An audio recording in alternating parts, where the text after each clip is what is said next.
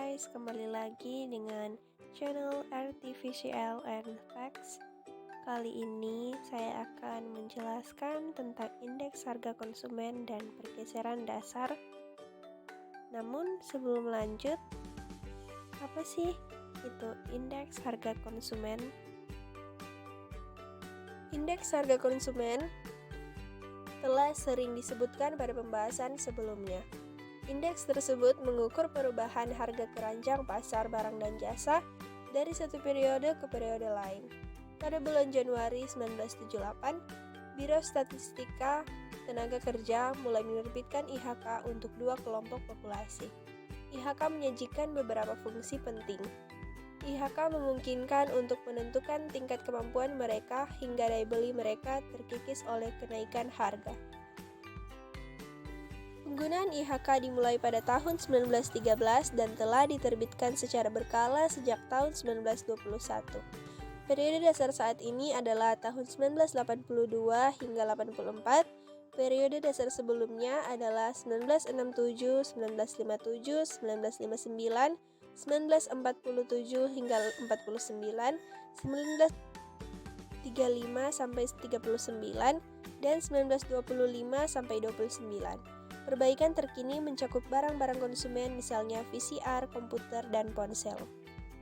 Daftar ini menunjukkan bahwa indeks terbobot seluruh barang telah meningkat 115.949% sejak tahun 1982 hingga 84. Layanan kesehatan meningkat paling banyak 279.516 dan pakaian meningkat paling sedikit 19.537%. Kegunaan khusus indeks harga konsumen sebagai tambahan untuk mengukur perubahan harga barang dan jasa. Kedua indeks harga konsumen memiliki sejumlah penerapan lainnya. IHK digunakan menentukan pendapat perseorangan yang benar-benar siap dibelanjakan, menurunkan penjualan atau variabel lainnya, mencari daya beli dalam dolar, dan menetapkan peningkat biaya hidup.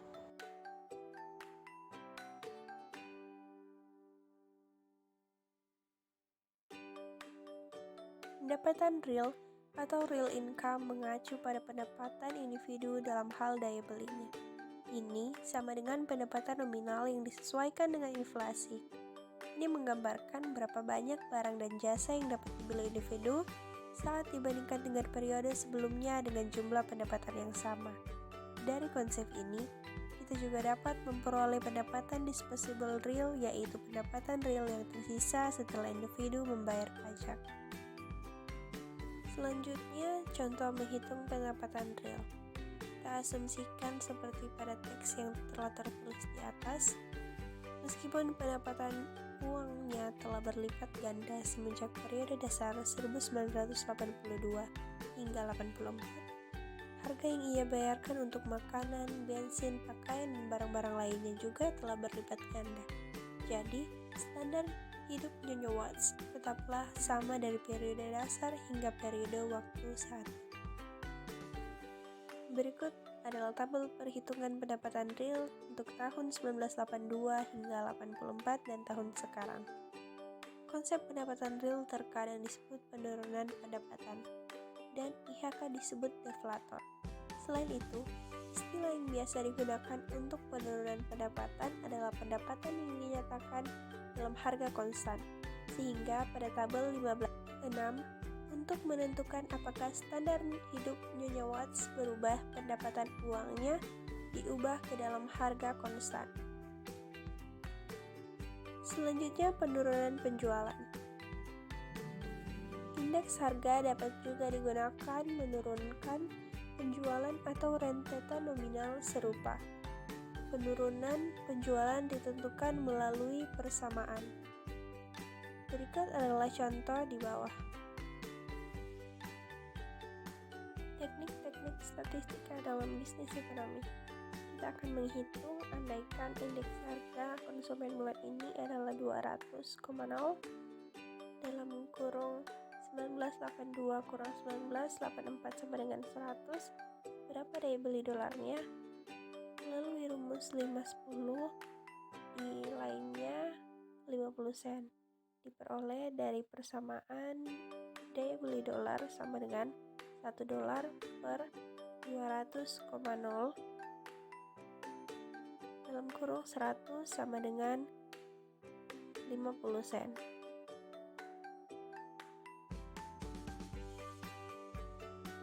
Penyesuaian biaya hidup. Indeks harga konsumen atau IHK juga merupakan dasar dari penyesuaian biaya hidup atau COLA. Di berbagai perjanjian serikat manajemen, ketentuan khusus di dalam perjanjian seringkali disebut sebagai ketentuan eskalator. Sekitar 31 juta penerima uang jaminan sosial 2,5 juta merupakan pensiunan militer dan pegawai negeri sipil daerah dan 600.000 merupakan tukang pos. Uang pendapatan atau pensiunnya dipancangkan terhadap IHK. IHK juga digunakan untuk penyesuaian tunjangan perceraian dan pembayaran bantuan anak, biaya notaris, pembayaran upah kerja, sewa apartemen, rumah, dan bangunan kantoran, tunjangan kesejahteraan, dan seterusnya.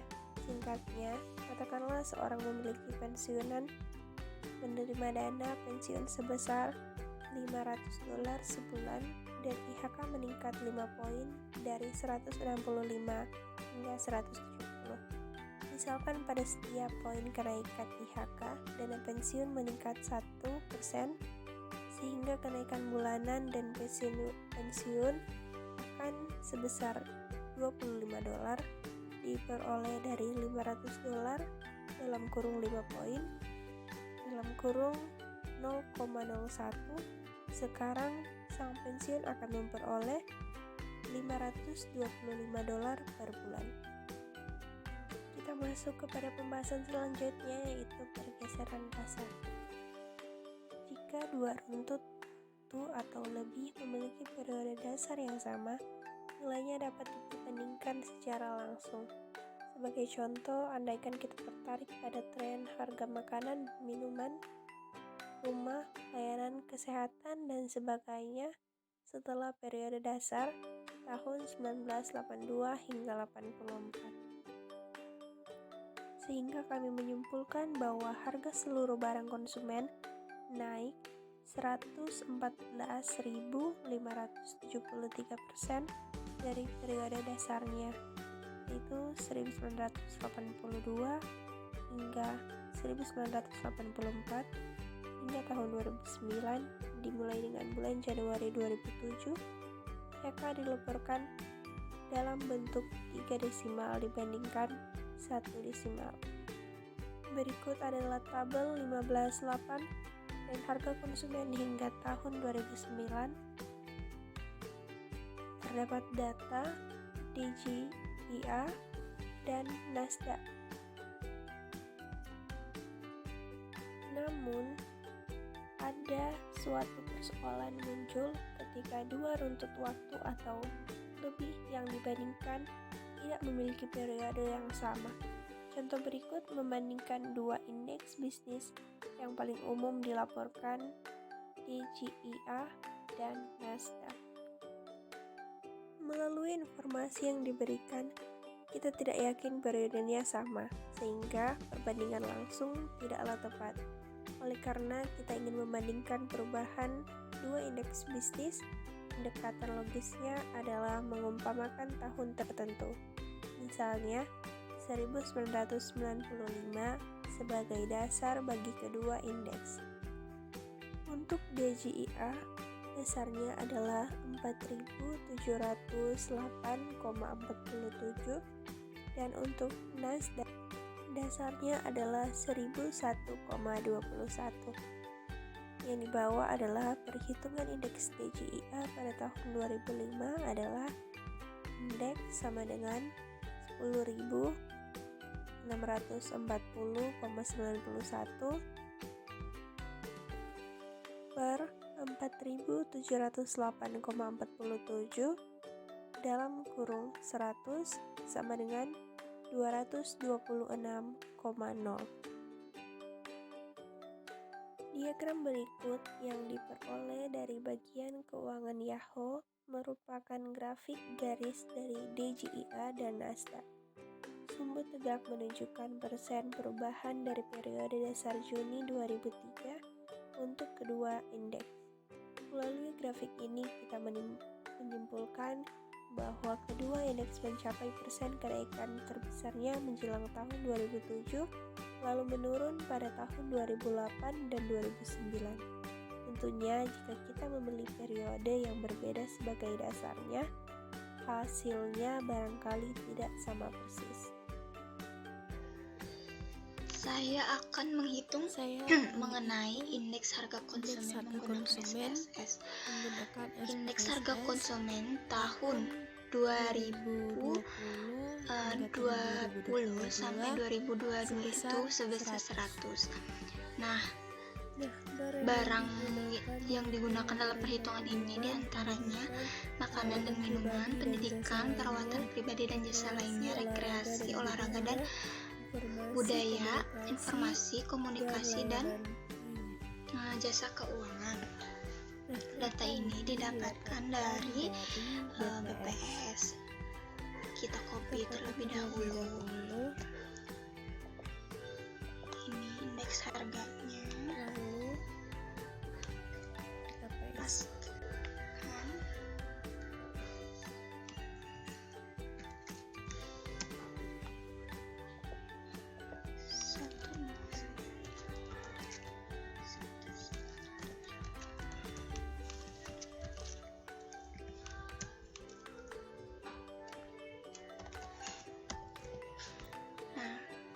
Pada variabel view kita beri nama untuk yang pertama itu IHK, lalu pendapatan tahun ini asumsikan sebesar 40.000. Lalu indeks harga konsumen dari tahun 2018 sampai 2020 sampai 2022 itu sebesar 100.